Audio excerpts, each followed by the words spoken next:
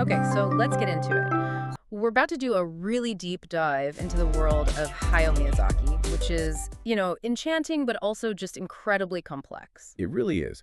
And today we're not just reviewing a couple of films. We're going to put two absolute titans from Studio Ghibli right up against each other. Two of the biggest. We're talking My Neighbor Totoro from 1988, and then, of course, the global phenomenon Spirited Away from 2001. Right. And the mission here is to go way beyond just, which one is better. We're using a really rigorous framework from our sources, a seven-dimensional lens. 7 dimensions. We're looking at them through art history, painting methods, psychology, communication. Design, sociology, and history as well. It's a complete breakdown. It's basically using that 13-year gap between the films to analyze Miyazaki's entire philosophy. And what's so powerful is the split the sources establish right away. Yeah, that's the core thesis for this whole discussion. They frame Totoro as Miyazaki's gentle return, his aesthetic origin. It's all about preserving this perfect idyllic memory. A gentle return. I like that. But then Spirited Away is completely different. Completely. It's what the sources call his sharp inspection. An all-round diagnosis of modern civilization, really. So it's not about preserving a memory anymore. No, it's an urgent critique. It's looking at human alienation, the problems with capitalism, what we lose when we forget where we came from. That is a huge shift from preservation to diagnosis, especially when you think about how his core artistic principles, his ethics, really didn't change at all. No, he's always been absolutely. It's non-negotiable. He says everything starts with human hand. But not to create the actual thing. He's actually worried about strips the soul from the screen. It just becomes mechanical. And a huge part of keeping that soul is his famous concept of ma. You hear that word a lot with Ghibli, but what does it actually mean? So,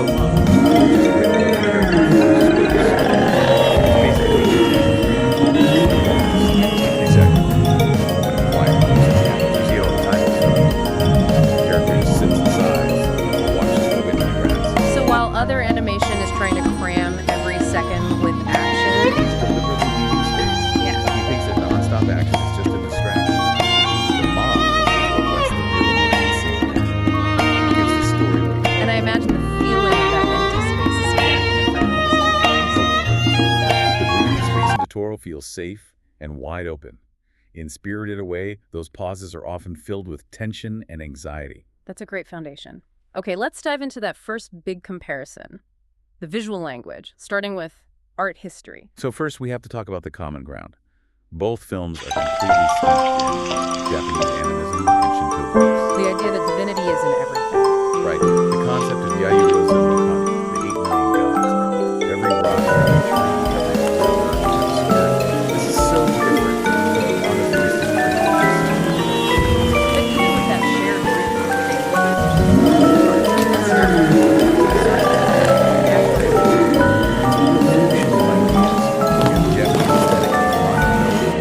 which is that sensitivity to the beauty of things that don't last, like a passing moment. Exactly, that gentle sadness.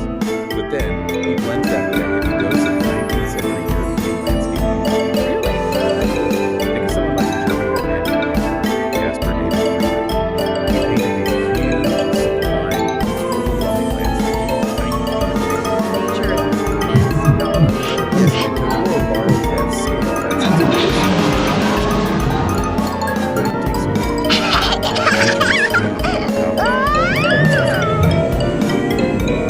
How does he achieve that visually? The source is mentioned something called additive reduction. It just means he's stripping away all the unnecessary clutter. The visual approach is simple. A field, a forest, a house. It's open, it's bright. He's trying to create this timeless, eternal picture of simple, rural life. So fewer details to create a bigger feeling. Precisely. It's about evoking that feeling of motomor, that sense of quiet observation, but wrapping it in the security of the natural world. But that world itself feels so fragile, so rooted in a specific time. And that's the tension. The film acts as a memorial. It's preserving this ideal in art, even as those real-world communities were already starting to disappear in the late 80s. It's a memory worth fighting for. Okay, so then let's jump forward to 2001. How does that open, minimalist approach compare to the world of Spirited Away? It's the exact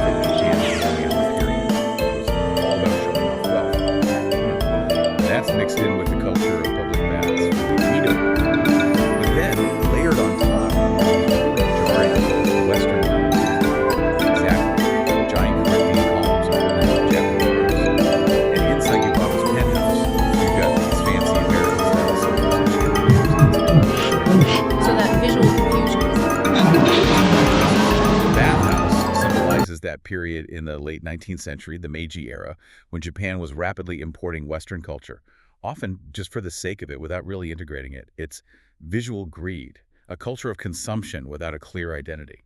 Fascinating. So from the big picture of art history, let's zoom in to the actual craft, the painting methods. Capturing time.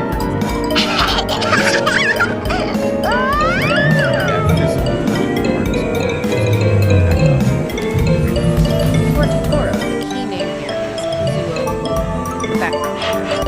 His technique is called the memory filter. How does the paint itself create memory? He mostly uses opaque watercolor. And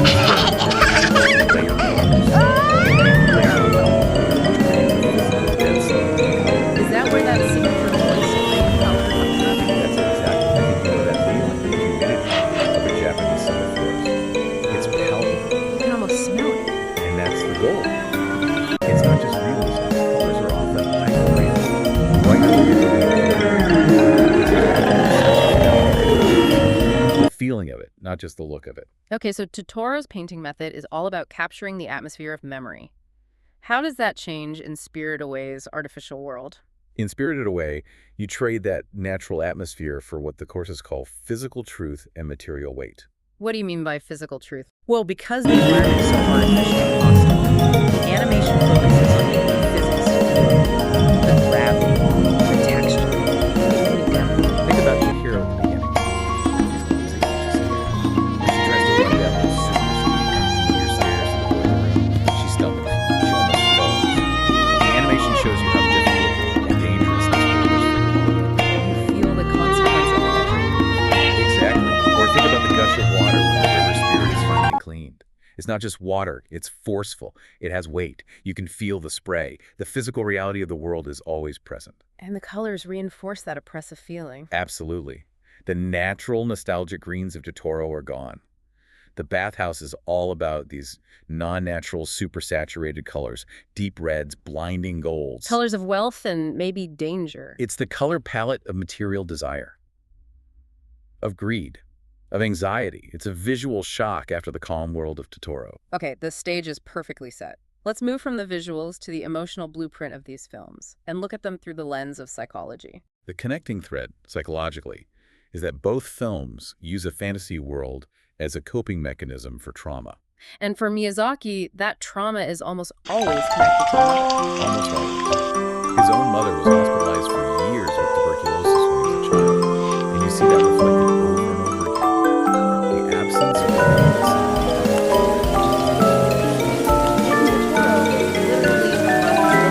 And the source's brain Transitional object is something that a child uses to feel safe. And Totoro is basically the world's biggest, fuzziest transitional object. He's the ultimate one. He's huge, he's warm, he's comforting.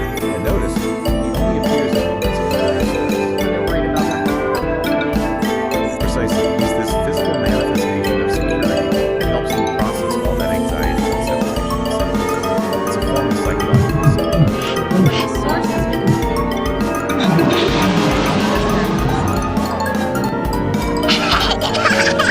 Fantasy acts as a buffer. It suspends the trauma, it allows them to manage the overwhelming emotions, but it doesn't erase the reality they have to return to. It provides safety, not a solution. So Chihiro's journey in Spirited Away it's not about finding a buffer at all, is it? It's about sheer survival. It's about building a self from scratch. Her journey is a perfect example of what Carl Jung called the individuation process. So moving from being dependent to being a whole person? Exactly. She starts as this sullen, dependent modern kid. Her fall into the spirit world is like a plunge into the unconscious. The entire story is about her And that identity crisis. That is the central mechanism.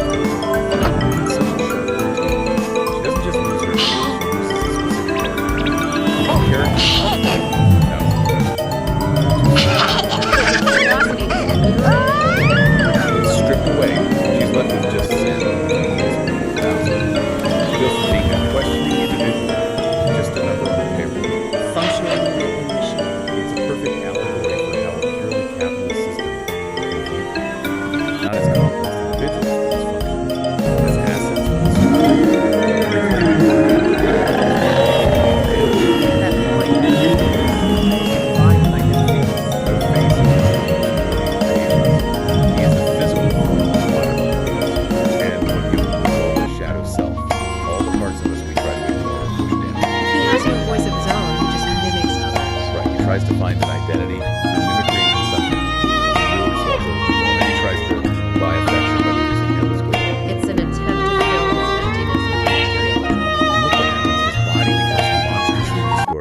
this huge, consuming torso with a tiny, weak head. The sources say this symbolizes a massive appetite for desire, but a weak heart and mind that can't control it. But he does get a kind of redemption. He does. And importantly, Chihiro diagnoses his problem as environmental. She says the Bathhouse is what makes him crazy. It's not that he's inherently evil, it's that the greedy, transactional atmosphere poisoned him. So to sum up the psychology, Totoro is healing through suspending trauma with a comforting object. While Spirited Away is healing through actively forging an identity by working and confronting the darkness, both outside and inside. It's the difference between being comforted and being tested. Beautifully put. Okay, let's pivot from the individual's mind to the society around them.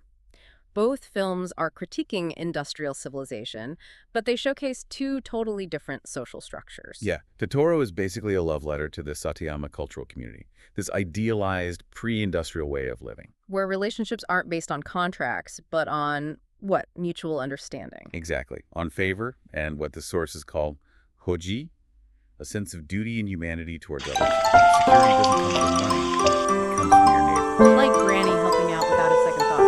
Or Tata's family stepping in. It's a social safety net built on close quarters. This Japanese proverb, a distant relative is not as good as a close neighbor. That's the goal. It might be materially poor, but it's rich relationships. That's a realistic way.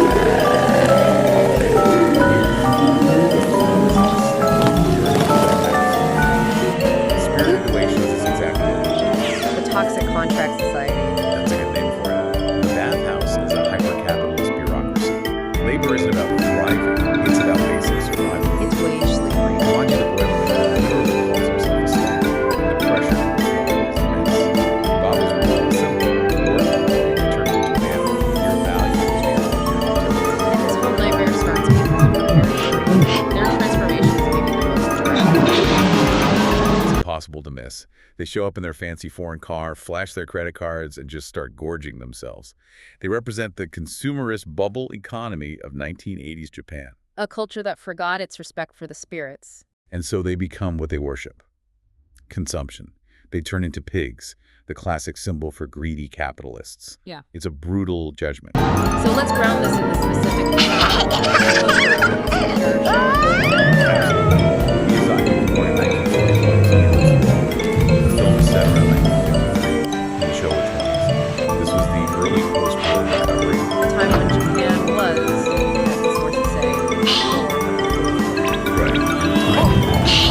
Belief in the spirit still felt very it's a warm memory of the time before materialism. and then Spirited Away is much more Specifically, the diagnosis of the lost decade in the 1990s after the economic woes. The abandoned theme park at the beginning is a perfect metaphor for that. a dream of prosperity that just went bankrupt and was left behind. The Los Angeles is I can't remember his name. It's the sharpest palette brand. It's Miyazaki asking, in our rush to modernize and build, what have we destroyed? Have we paved over our own soul? Which makes Chihiro cleaning the stink spirit so much more powerful. It's the thematic core of the film. That spirit wasn't naturally found. It was polluted by human junk, the physical garbage of our consumer society. Chihiro saves it not by fighting it, but by respecting it and cleaning it. It's a plea to return to that older, reverent relationship with the natural world. From the social to the structural, let's talk about design logic, the way these worlds are physically built. Miyazaki's design is never just for looks. It always reinforces the themes. And a key part of his ethic is the trace of use. Nothing is sterile or perfect. Everything looks worn, lived in. Let's start with Totoro. The design is very horizontal. The entire world is built on horizontal lines. The wide open fields, the long shape of the house with its verandas that connect the inside to the outside. It's a visual language of freedom and open communication. And Totoro himself, his design is conventional. No, it's very deliberate. He's basically a giant circle with a triangle in his chest. A mix of animal spirit and delight. It keeps the being He retains a sense of Egypt power. Then you have the cat bus, which just defies all logic. The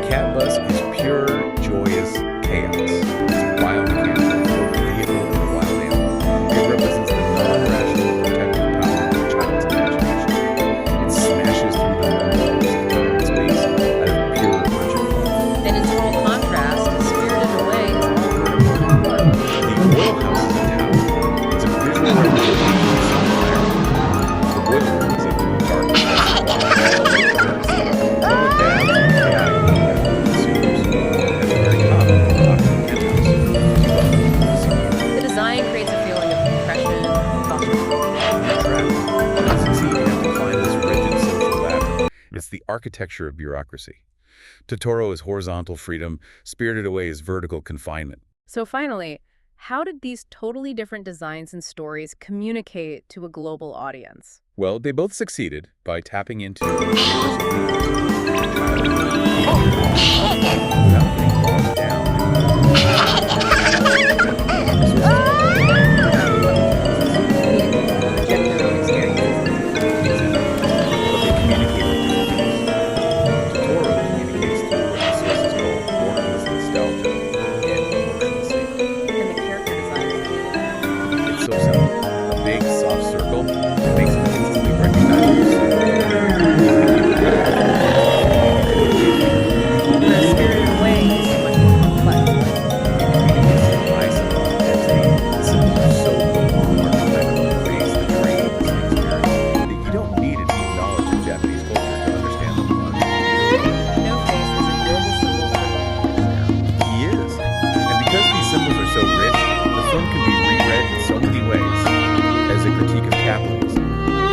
bogged story, a spiritual allegory. That's why it won the Oscar. It speaks on multiple intellectual levels. One is a pure emotional symbol, the other is a dense allegorical text. A perfect summary. This has been incredible. It really feels like these two films aren't just separate works, but two poles that define Miyazaki's entire creative world. They absolutely are. If you boil it down, Totoro is about nurturing and supporting. Its focus on the small things, the idea that it's catchy. And Spirited Away is all about redemption and identity. Its focus is on practice, over unlearning and safety. It's a clear progression of his that he moves from which says the world can still be trusted. Spirited Away, which seems to say even if the world can't be trusted, you have to hold on to your ethics and your memories. It's a shift from protecting an old paradise to writing a survival guide for the new world to build. The survival guide. That's right. And for a final thought, let's talk about the travel industry. Spirit Train and Spirited Away. It's so non-stop. It is. It glides over that endless flooded landscape.